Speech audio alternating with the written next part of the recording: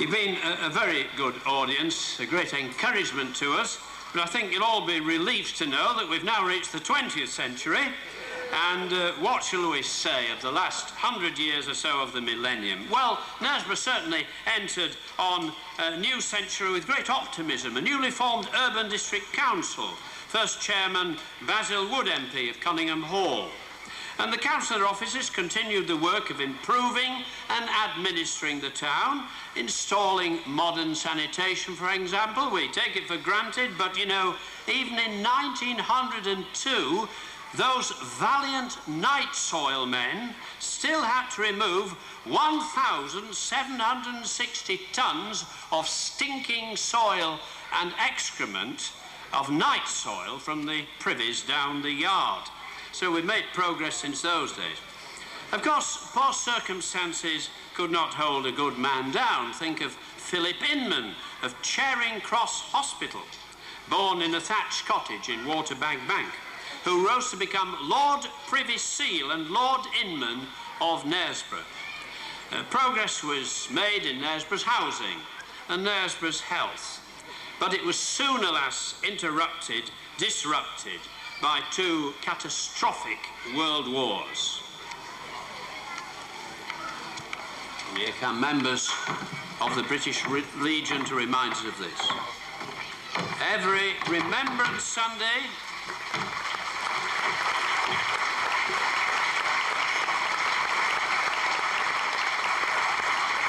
we're going to be very serious here. Let's try and get it as quiet as possible for this. Every Remembrance Sunday, we meet at the War Memorial just over there, appropriately set in the castle perimeter in a lovely, peaceful setting, to remember the 156 Knaresborough men killed in the First World War and the 53 men and 2 women killed in the Second World War.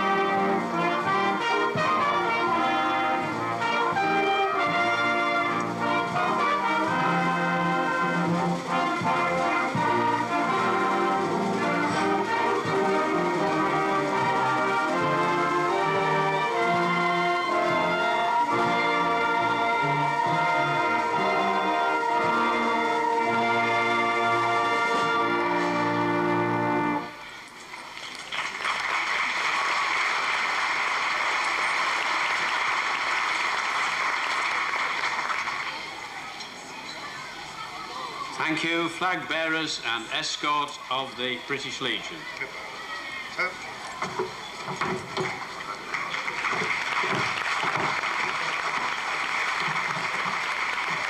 One of those who came back, incidentally, not as well known as it might be, was the RAF pilot Ginger Lacey, the famous ace of the Battle of Britain. And he was an old boy of King James's Grammar School. 2 disastrous wars with Germany. And yet it was with Germany that many saw the way ahead to build a new and lasting peace in Europe through the twinning of towns. And in 1969, largely through the work of Councillor Albert Holsch and the then town clerk, George Barnett, and the Bürgermeister of Bebra, August Wilhelm Mender, Knaresborough was twinned with the German town of Bebra. At the time called Susan Ramsden, I had the privilege of being the first schoolgirl from Knaresborough to make an exchange with a schoolgirl from Bebra, Dorla Vettlaufer. We still keep in touch, and Dorla came back to Knaresborough to see us again as recently as April. This year, we celebrate 30 years of grassroots town twinning. From the beginning, a vital component has been the partnership between the Bruder Grimm Schule in Bayborough and King James's School, Knaresborough. The latter is of special interest because in 1971 there took place a historic change in the education of secondary school children in Knaresborough, as elsewhere. King James's ceased to be a grammar school and combined with the secondary modern schools of Knaresborough and Boroughbridge to form on the same site off York Road a large new comprehensive school. Officially opened by the Duchess of Kent on the 29th of February 1972, the new King James's, modernised, computerised and technologically sophisticated, nevertheless maintains a link with tradition, as some contemporary school children will now demonstrate. I am in the junior part of school and I wear as part of my uniform a red Royal Stuart kilt. I am in middle school and we wear the green hunting Stuart tartan.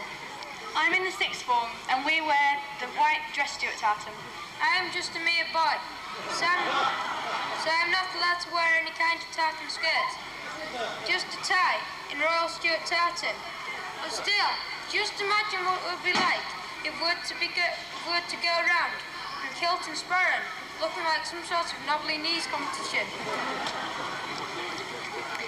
Nomen Domini in vocabo. What shall I render to the Lord for all his benefits towards me?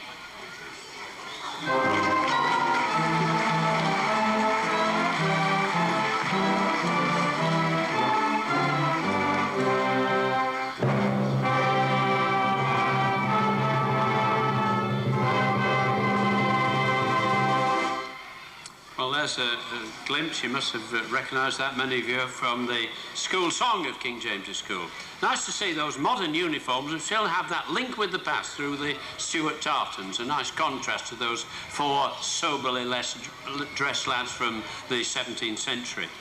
Well, of course, no pageant can possibly do justice to all the cultural and social life of contemporary Knaresborough. We've around 100 different, churches and societies and clubs of every kind, especially sports clubs, and open-air events such as the bed race, which was organised originally by the Round Table and now along with the Lions, and it started actually in 1966.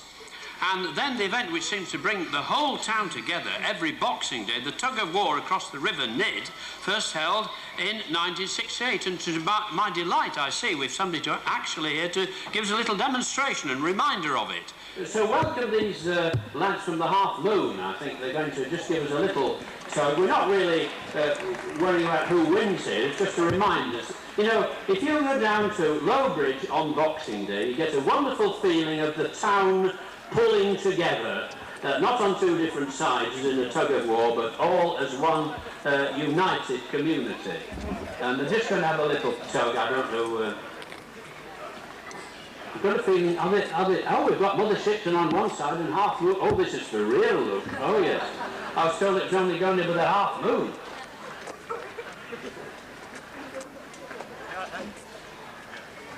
Pick up the rope! Hang on a minute. Take it straight! And pull!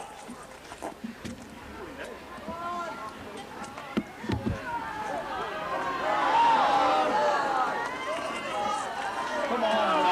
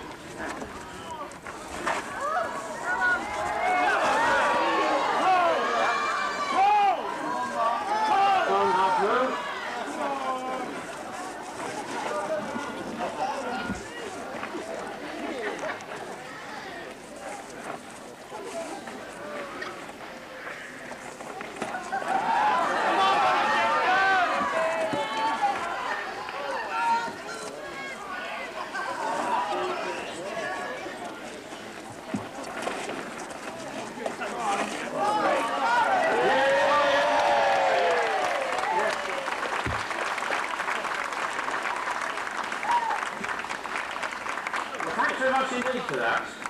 I think the presence of Mother Shipton here might have something to do with the victory for the Mother Shipton over the Half Moon, but it's a wonderful event, that, and that's just a reminder of Knaresborough's community spirit.